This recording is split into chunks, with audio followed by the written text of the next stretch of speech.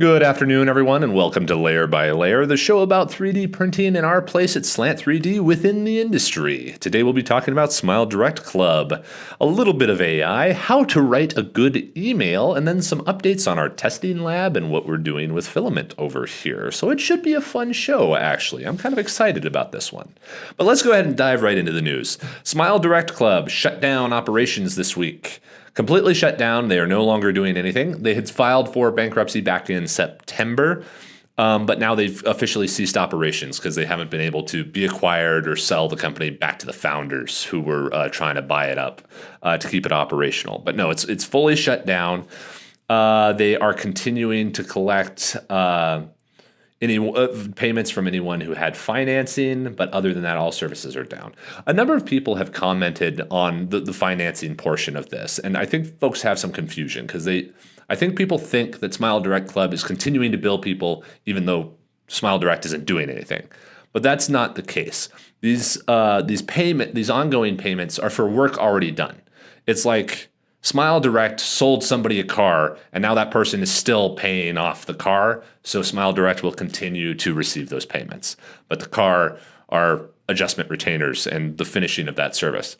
So they're not jilting anybody in any sort of way. Quite frankly, they're trying to prevent being jilted by saying, yes, we're out of business, but you still owe us money because we fixed your teeth. That's effectively what's going on there.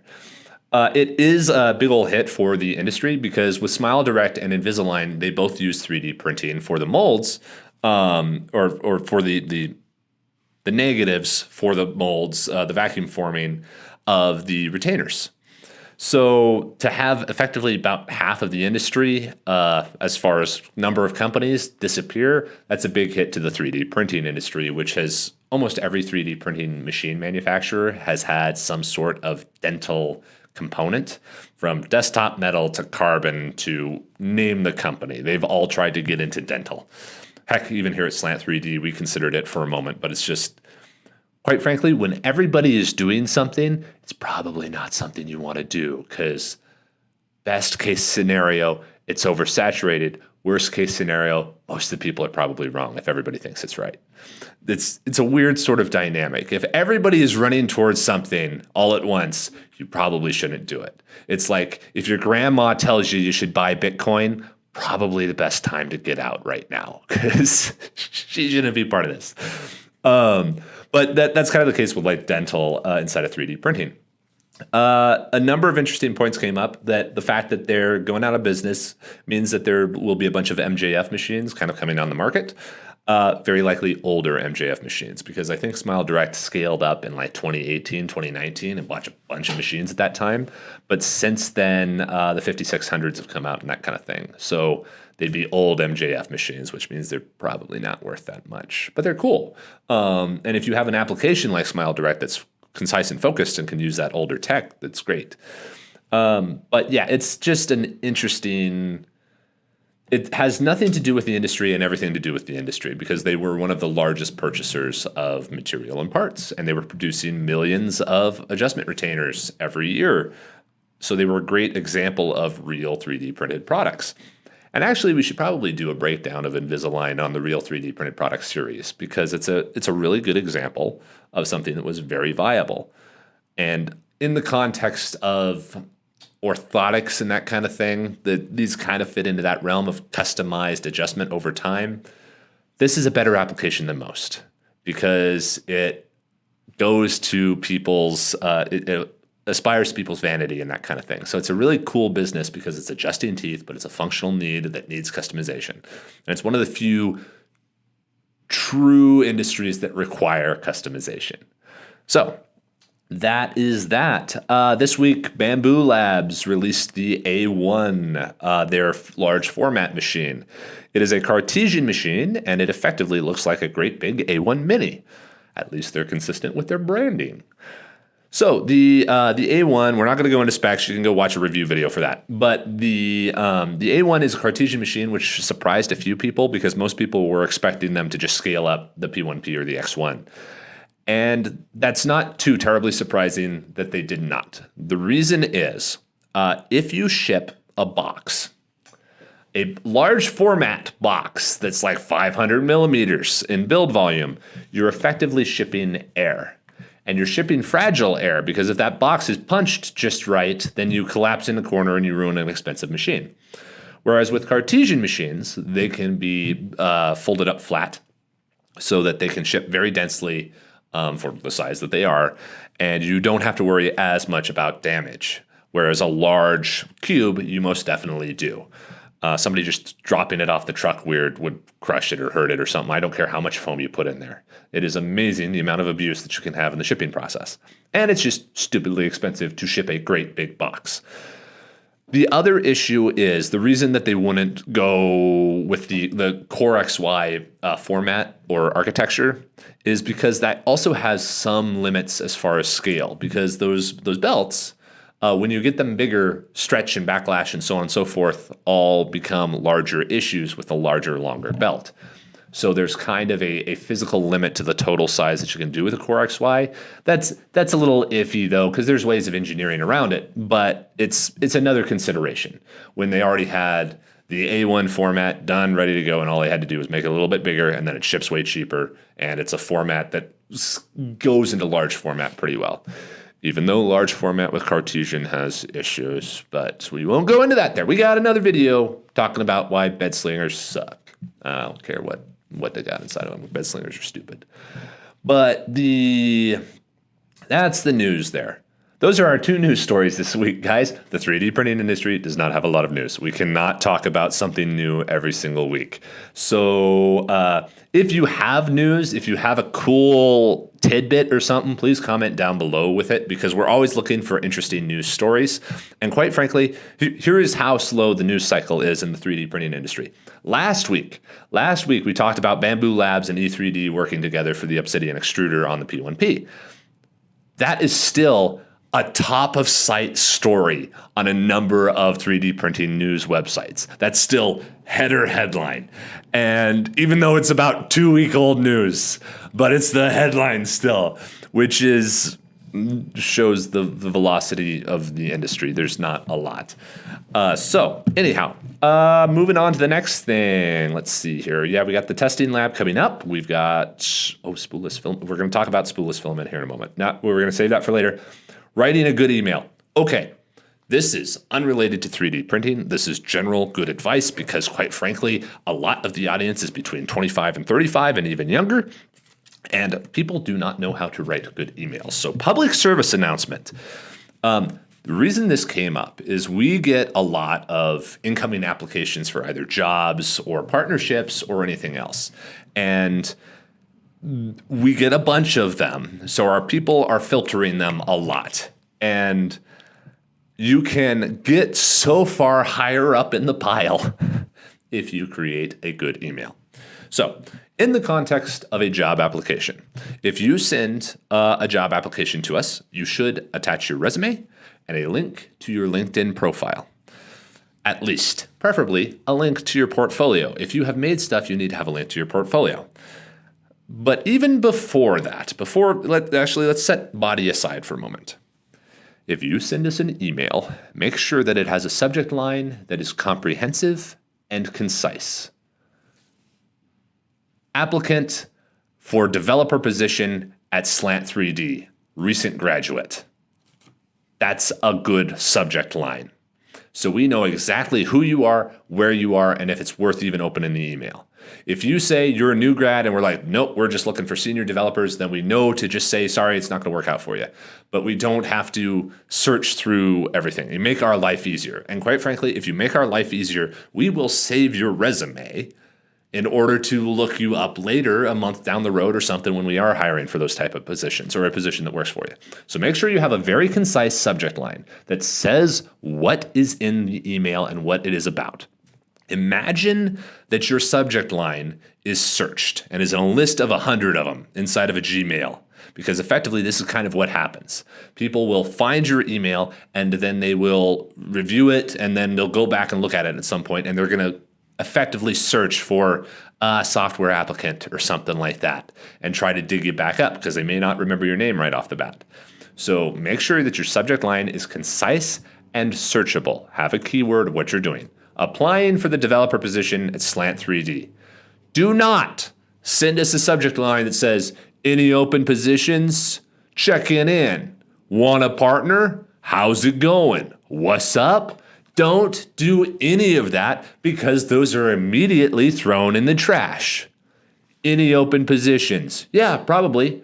You want to go dig a hole in the backyard or something like that? We got to paint a wall. Oh no, I want a software position. We're not having that discussion with you. If you want the software position, apply for a software position. You have to establish what you want to do early on. Because it is not our job to take a random person and try to find out where they're supposed to be. If you're effectively asking us for something, it is your job to say what it is that you want in a very concise manner, because we're doing all the heavy lifting. All you're doing is sending an email. So concise subject line. I cannot overstress how important this is to make sure that your email is actually read. Once you get into the email, you very quickly say, what do you want? It's basically an expansion of the subject line. Hello, I'm a recent graduate. I want to apply for the developer position. If you have any of them open. And then you say why the heck we should hire you. Why should we consider reading any more? We have a lot of applications. I just graduated. I'm moving to Boise, Idaho. I was the top of my class or whatever it was. And I built 2,000 3D printers before or something. I don't know what all. Basically, create a single paragraph that kind of says why you're awesome. And this applies also to like business partnerships. Like, we develop software that helps large print farms do this, that, and the other thing, so on and so forth. Within that statement also tells us how much you know about us. In that line, you are supposed to solve our problem. You guys are working on mass production 3D printing software. You're going to need this. I'm an expert in that. That establishes your credibility so that we know this person actually kind of knows what they're talking about. They're not just a random person saying, hey, I want to work there. We don't respond to, hey, I want to work there. There's nothing we can do. So just make sure you're very concise and to the point of why you should work here. Or why you want to partner with us, or why you want to work with us, or so on and so forth. Be very concise. Yes, why should we care? Send proof. We have people who apply to jobs, and they'll say, I'm a really great developer. And that's it. From an English standpoint, that is a thesis statement. Now you have to back it up. I'm a really great developer. I worked on this, I did this, I built that. And here's a link to the active website that I made. There are so many people who say that I was so great, I did this thing or whatever else it was, and then they don't show us the thing. That immediately drops you to the bottom of the pile or into the trash can in the inbox. Because anybody can say they did stuff. George Santos can say he's whatever he is. But we have to check on people and make sure they actually are what they say they're doing. You don't get to be a politician with us. So if you say you're really good at something or that you made something, you had better show us the thing that you made or the thing that you did. If you're an editor, you better send us a link to a video. And it better be an easy link to a video. If you're sending us a link to a portfolio, if you have a portfolio site, fine. That's organized and structured to show us your best work. If you're like an editor or like you have a copious amount of work to where you're like, I have a YouTube channel, send us the specific video that you want us to watch and say, here's my best work. This is the thing I want you to see. Otherwise, we're going to go to your YouTube channel and we're going to watch the first video that we see or the one with the most views, and we're going to judge that. So again, put your best foot forward. Control what we see. That is what you're doing. You want to lead us along by the nose so that you present yourself exactly how you want us to see you. Because so long as we don't see any cracks in that process, that gets you through the first filter. And then we can find the cracks in the interview. So really good subject line that's descriptive and concise. Who you are and why we should care. What you want, what you've solved. Show us the example of that solution. The thing you've built, the thing you've made, the reality that actually exists, and not just here it is. I have very little interest in a resume without links to the projects that you worked on. So yeah, you're like, oh, I worked on this team that did this. Oh, you worked on a team? So were you the loser who wasn't helping or contributing at all, or were you the person who did all the work? Show me the work. Show me what you did. Also, side note, if you're a developer and you're applying for a developer position, that GitHub better all be green. Just saying. So, especially if you're a new developer. And actually, even if you're a, that one is tough for what am I looking for? New grads. Because a lot of your stuff has to be private for like school reasons, because you don't want the answers to the test out there. But say that, or get some personal projects, because personal projects prove it out. Build a website, make an app, whatever it was. And quite frankly, if a side note about Slant 3D, if you don't do what you want to do here on the weekends just for the fun of it, like, yeah, I'm going to be a software developer at Slant 3D, and on the weekend I want to work on my own projects. If you don't do that, you are much lower ranked than somebody who does, because we want people who love their work. If you are clocking in, clocking out, and working for the weekend, you probably won't be able to work at this company, because we are getting stuff done, and we want people to love what they're doing so that they care about what they're doing. So GitHub should be green with your side projects because you love development so much. For everybody else, if you're a mechanical engineer or an industrial designer or anything else, or other people who come through, those same rules apply. You still have to show what your work was. The developer is an easy example. But if you're an industrial designer, make sure you send us your portfolio. If you're a mechanical designer, send us a file that you designed, or some CAD or something, or a link to a presentation or something along those lines, because you have documentation of stuff that you've done before. Let us see it. There's no way you got out of school or out of a program or have studied it independently for forever and not made something that you can show the world. So anyhow, that's the thing with writing good emails and sending us emails or messages that we respond to. Concise email, what you want, how can we help you, why should we care about you? Because we get so many emails, guys, that it is impossible to filter. So it is your job to make yourself stand out by doing very simple stuff well. So I note to everybody else who's conversing, when an email chain subject changes, change the subject. Do not respond to that same email. If you're following up with somebody 8 months later, dig up the email chain to find out what their email was, but then respond, change subject line, and start a new thread. Don't continue on with the subject line from 10 months ago. That's a pet peeve of mine. Just throwing that out there while we're on the emails topic. Okay, that's the thing. That's life advice for the younger generation out there, because I know we have a young demographic who watches this show. Yeah, y'all graduating, learn how to send a good email. Okay, let's see here. Wonk. Tangled Wonk Filament will be releasing here in just a couple days. It may be released already, actually, when the show goes out. We generally film this about 2 or 3 days ahead of time. Wonk might already be loose. It will probably release on Wednesday, the 15th. Should be up. It's possible we pushed it a little bit, but hopefully it's up.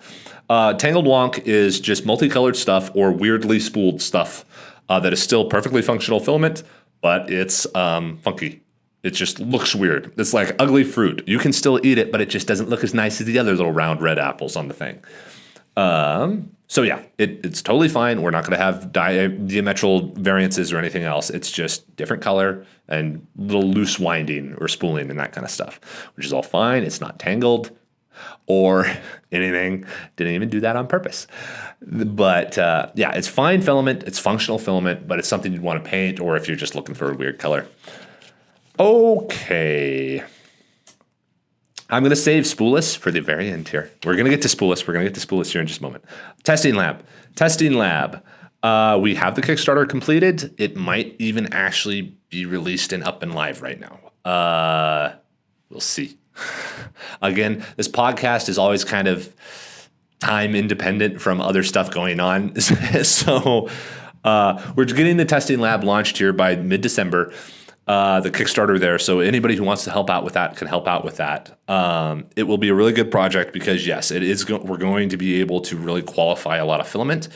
And in discussions about it, we've pretty much decided that we're probably going to build another YouTube channel just around that stuff. And it's like every color from this brand and every material from that brand, and is PETG stronger than PLA and that kind of stuff, and just have really good quantitative data from very regular testing videos using that compression and tensile tester.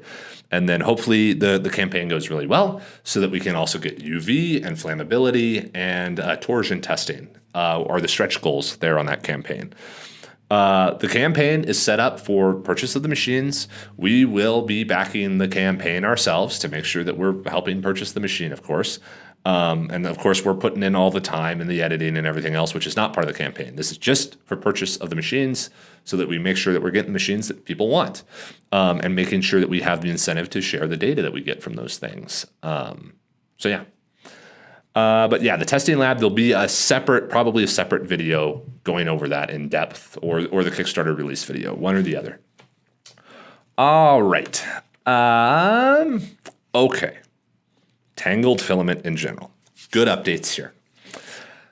So, Tangled, right now we are in a really good position. We have the whole roadmap over there on the site of what we were going to do here over the next year and a half to get down to $10 a spool. Really good news on this. First of all, we sourced a supplier who can get us 3 kilogram spools at a good price, and they're good spools and everything else.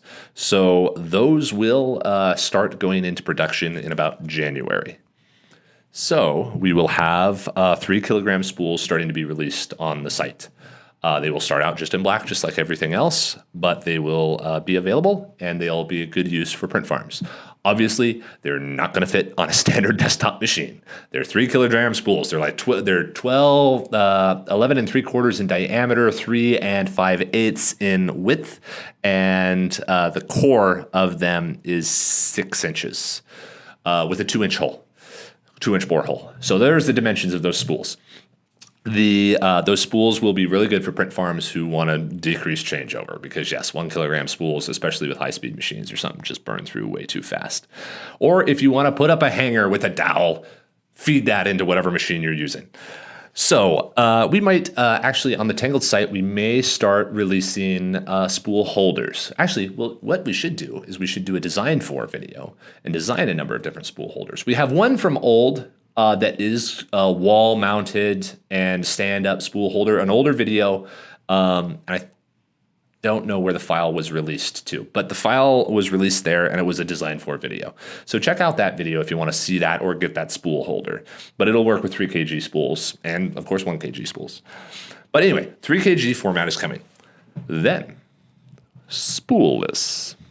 So, we read the comments. We know everybody's been asking for Spool-less and Master Spool and so on and so forth. We're well aware. We were one of the very first manufacturers of the Master Spool replacement spools way back in 2017, 2018 or something like that, even before like Slant 3D was spun out as an independent company. Anyway, Spool-less. Spool-less has been tough because the machinery to do Spool-less has been tough to find. Tough to find, but not impossible to find. We thought we were going to have to build the machine custom in order to get it done. We do not. So, just in the last week, the team has located, sourced, and is in the process of purchasing a spoolless machine, a winding machine. So, we will be able to go spoolless on the 1 kgs. This is really great because this also helps with the cost. The spool is not nothing. And when we're chasing pennies to get this stuff down to $10, going spoolless helps us here. Spoolless always historically kind of had the issue of having too much labor associated with it, and too much risk, because making sure that it was made well and didn't like collapse or do something stupid was always tough. And we may run into that issue here.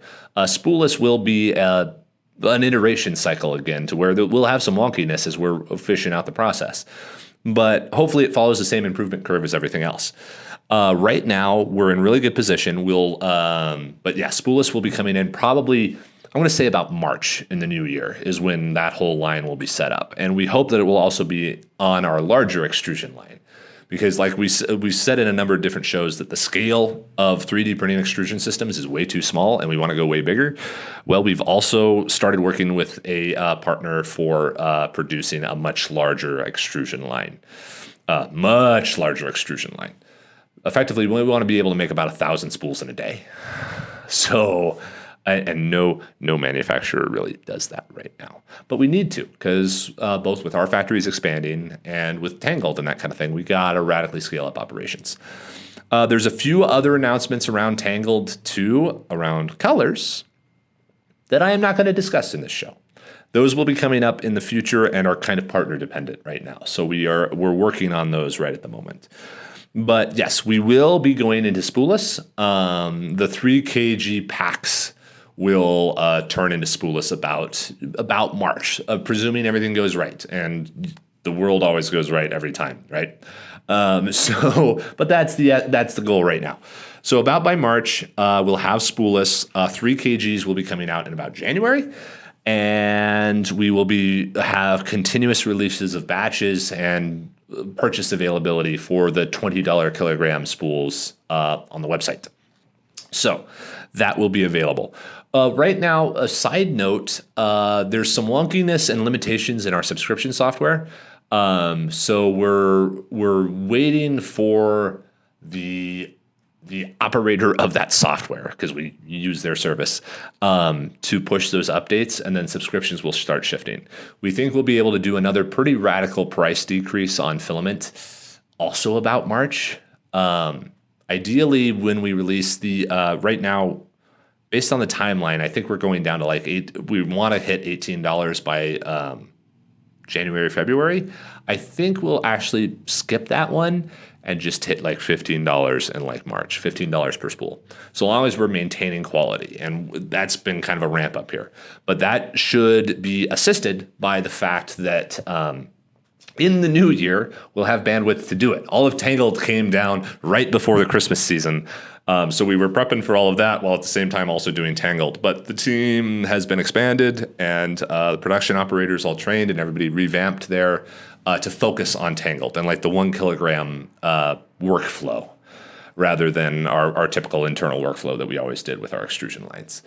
So Tangled is going to be ramping up and getting a lot better here. So both filament quality as well as different formats will be coming out. So we're trying to get that all scaled up to where if all goes well, it is conceivable that we could hit the $10 per spool cost for the 3-pack, because here's the reason it's got to be the 3-pack.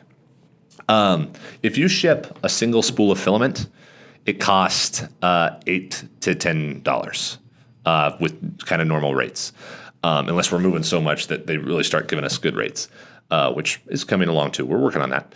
But if you can ship 3 spools for effectively that same shipping cost.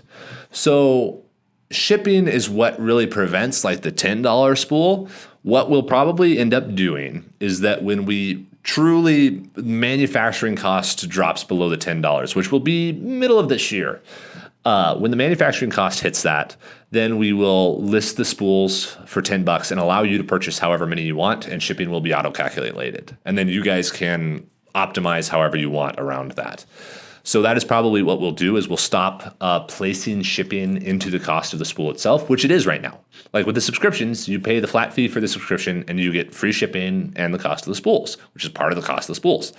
So within all of that, that is one of the optimizations that we'll do. So we'll very likely hit the $10 cost per spool by the end of the year and do it very legitimately to where we can just ramp up and go.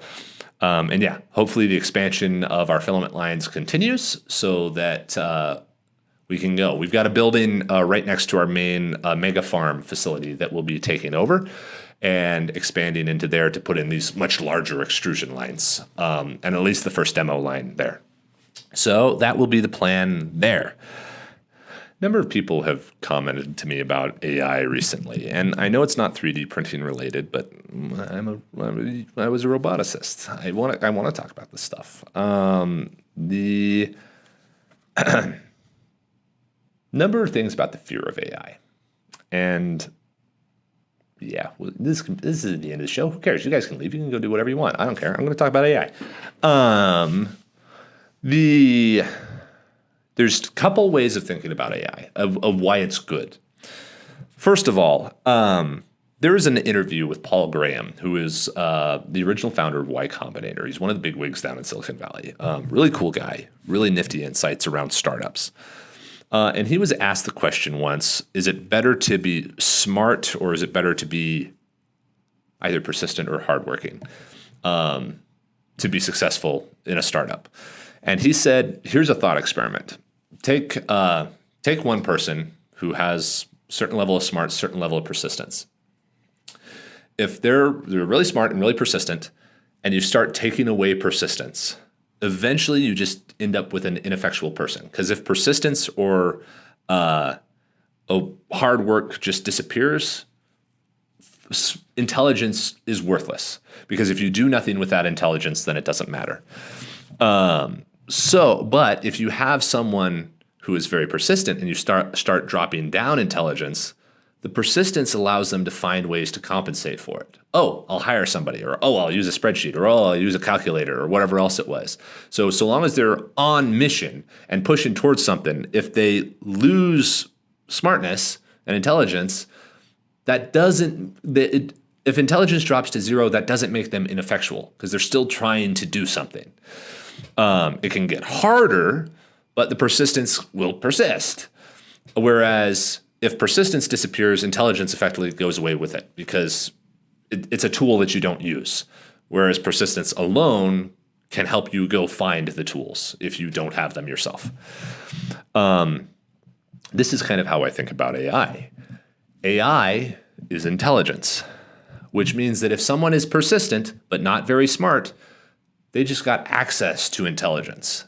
They have access now to a secretary who is really smart, knows about everything, can talk to him and can help. And all they have to do is do the work. And by the way, this is not a new thing. This has existed since the internet existed, since libraries existed. All you had to do was do the work to go read a book or go find the research papers or go tweet at a scientist or whatever it was to find the information that you wanted to do for whatever it was you were doing. All of those are persistence-based actions, not intelligence-based. So AI is really good because it gives people access to intelligence, free access to intelligence, so that it doesn't matter if you were smarter or dumber or whatever else it was. It's just, can you do the work? Can you go after the thing? All the tools are there and available, and there's this new amazing tool that is a personal piece of intelligence to where you can direct it, figure this out, because I want to do this thing. And all you have to do is go through and do the work talking to it to get it to do something. So number one, AI is very hopeful in that direction because it very much levels the playing field of, you got to be smart to learn how to code or whatever else it was. No, you just have to do the work now. So there's that. The other thing with AI, especially super intelligent AI, there's a lot of fear around super intelligent AI. There's a number and a lot of anxiety because, okay, say super intelligent AI goes fine and it doesn't care about us and it lives its life and we become the monkeys to it. It's way smarter than us, so it just looks at us like, yeah, you chimpanzees, do whatever you do. This changes nothing about our lives or even how we live them, unless the AI is taking action inside of our lives. If that comes about and we become the pets of AI to where it's like, oh yes, the humans are on the reserve over there and we robots let them sit and do whatever they do. That is no different than aliens. Many of us, and I'm sure many of the folks watching this show, believe that there is intelligence out there in the planets and would not be terribly surprised if a spaceship landed somewhere on our planet because in the vastness of the universe, in the vastness of space, it's believable that there's another intelligent species and very probably another very intelligent species or civilization that has harnessed their star or harnessed their galaxy or whatever it may be to where they're way smarter than us. And we're effectively the humans over on our little planet that they're letting continue to be. We're a nature preserve. if you are okay with that, what is the problem with having a super intelligent, a mechanistic, digital-based super intelligence?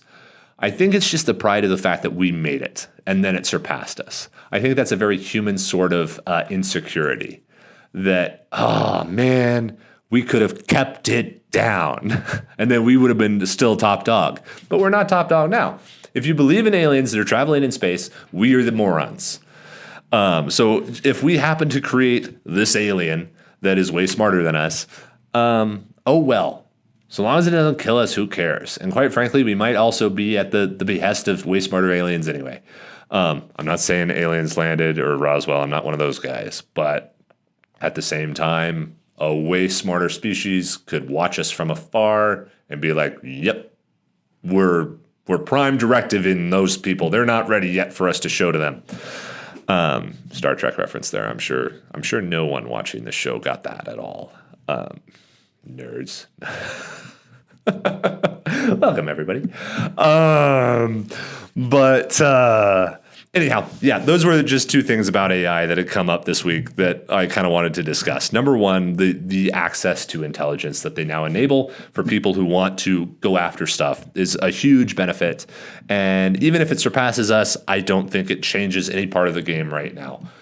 We can continue living our lives and doing what humans do and be like, back in history, we made this really smart robot and then they went off and lived on Mars and they talk to us once in a while.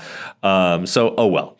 But anyhow, that's that, guys. That's a digression from 3D printing, but I enjoy talking about AI and robotics and that kind of thing. So we're gonna do it. And I had time to pad. So there we are.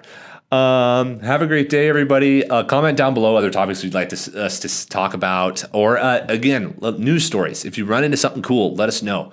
Also, if it's something most folks don't know about, it doesn't have to be big news. Like if you saw something on Hackaday that's like not getting enough play or something, let us know. I want to see the weird stuff going on that folks are working on. That's way more cool than the high level stuff that everybody gets published and talked about.